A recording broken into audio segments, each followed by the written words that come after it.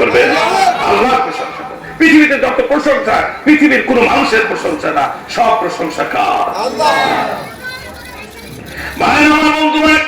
আমি এদিকে যাবো না সংক্ষিপ্ত আকারে, যদিও অনেক রাত হয়ে গেছে, বেশি কথা বলবো না।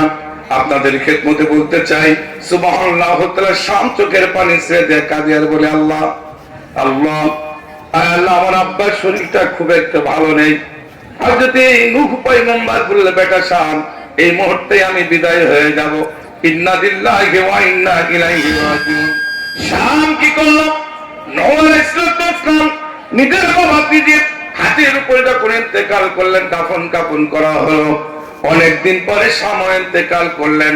শাম যখন মারা গেলেন, ওই সময় আকারে যে ঘটনাটি আপনাদের কাছে বলতে চাচ্ছিলাম, ছোট্ট একটি ঘটনা বোঝাতে চেয়েছি। শাম, আল্লাহু আকবার, মাথার চুল নূহ পয়গম্বরের সময়সীমাকালে একটি চুল আমার মতন পাকা ছিল না, সব ছিল কাঁচা। এই জন্য হযরত নূহ পয়গম্বর ইন্তেকাল করার পরে কয়েক বছর পরে তার সন্তান শাম মারা গেলেন। শত শত দিন কবরের ভিতরে থাকলেন, শত শত বছর কবরে থাকলেন। শত শত বছর কবরে থাকার পরে আখির জামানার আগে, অর্থাৎ ঈসা পয়গম্বরের সময়সীমাকালে ওই একটি পুরাতন কবর, ওই জায়গায় কবরের কাছে গিয়া ঈসা আলাইহিস সালাম ঘোরাঘুরি করছেন। ঈসা আলাইহিস সালামের সমস্ত সকল সফরের সাথীরা বললেন, হুজুর, আপনাকে আল্লাহ পাক রব্বুল আলামিন ক্ষমতা দিয়েছেন, এই বিশাল পুরাতন কবরের পাশে এসেছেন, এর ভিতরে লাশটাকে আপনি জীবিত করে কথা বলুন। এটা পারেন কারা? আল্লাহ পাক যদি ইখতিয়ার দেন, জোরে বলেন ঠিক কি না? এটা নবীদের বোঝে না। দাঁড়িয়ে চুপ করে গেলেন, তারপর পয়গম্বর পাশে বসে আছেন, ভাই দাঁড়িয়ে আছেন। কবরের কাছে কি ঈসা পয়গম্বর বলছেন, কে আছো? বিসমিল্লাহ বলার সঙ্গে সঙ্গে কবরের পাশে দাঁড়ায়, কে আছো? কবরের ভিতরে একটু দাঁড়িয়ে পড়ো। একবার বললেন, দুইবার বললেন, তিনবার পরে কিছুক্ষণ পরে কবরে ভেদ করে একজন দাঁড়িয়ে পড়লেন। তিনি আর কেউ না, তিনি নূহ পয়গম্বরের সন্তান হযরত শাম।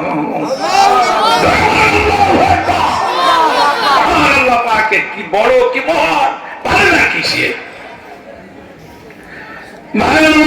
এরপরে কি করলেন? শাম দাঁড়িয়ে পড়লেন। শাম যখন দাঁড়িয়ে পড়ার পরে আল্লাহর পয়গম্বর বিশ্বনবী সাল্লাল্লাহু আলাইহি ওয়াসাল্লামের আগে, আল্লাহু আকবার, শাম দাঁড়িয়ে গেলেন। দাঁড়িয়ে যাওয়ার পরে ঈসা আলাইহিস সালামের দিকে তাকিয়ে বলছেন, চাচাজি কেমন আছেন? আমি নূহ পয়গম্বরের সন্তান শাম। জোরে বলেন সুবহানাল্লাহ। আমার নাম শাম। ঈসা পয়গম্বর মনে মনে চিন্তা করছে, এত বছর পুরাতন কবর আমার চিনল কি করে? আল্লাহু আকবার। তাই দেখেন, আস্তে আস্তে যার মানে রশিতে যোগ আছে সেই তো চিনবে। ধরে বলেন দেখে না?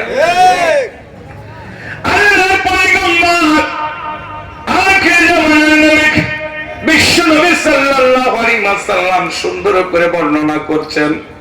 ঈসা আলাইহিস সালাম যখন বললেন, আপনি আমার চাচা বলেন, আপনারে তো চিনি না, কে আপনি? তখন বলছে, চাচা যান, আপনারা চিনবেন না, আমি হলাম নূহ আলাইহিস সালামের সন্তান, আমি শাম। চাচা, আমার আব্বা আপনাকে বলেছে, আমাকে বলেছিল, এই দুনিয়াতে ইন্তেকালের পরে পৃথিবীতে, এই দুনিয়ার ভিতরে আল্লাহু আকবার, তোমাকে আরেকটা বার জীবিত করবে। জীবিত করার পরে যখন তুমি দাঁড়াবা, তোমার সামনে যে থাকবে তিনি ঈসা পয়গম্বর, মায়ের নাম মারিয়াম। আর আল্লাহু আকবার, তিনি আল্লাহর পক্ষ থেকে কুদরতি নিজামত। তিনার নানার নাম ছিল ইমরান, মায়ের নাম, তোমার নানির নাম হবে, তার নানির নাম হবে হান্না বিনতে ফাকুজা। জোরে জোরে বলুন আল্লাহু আকবার।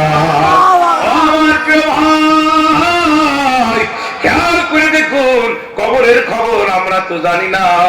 কবরে কি জিনিস, এই জন্য আপনাকে বোঝাতে চেয়েছি। কবর এমন একটি জিনিস, কবরের খবর আমরা জানি না।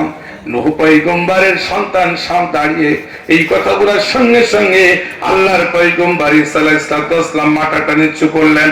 নিচু করার পর অমনি করে মাথা উঁচু করে বলছেন, শাম নূহ পয়গম্বরের সময় সীমাকালে মাথার চুল তো কারোর পাকা ছিল না, তোমার চুল কেন পাকা? কারোর দাড়ি পাকা ছিল না, কেন তোমার দাড়ি পাকা? তিনটে প্রশ্ন করার পরে তোমার শরীরে এত ঘাম কেন? বলবে কি ঈসা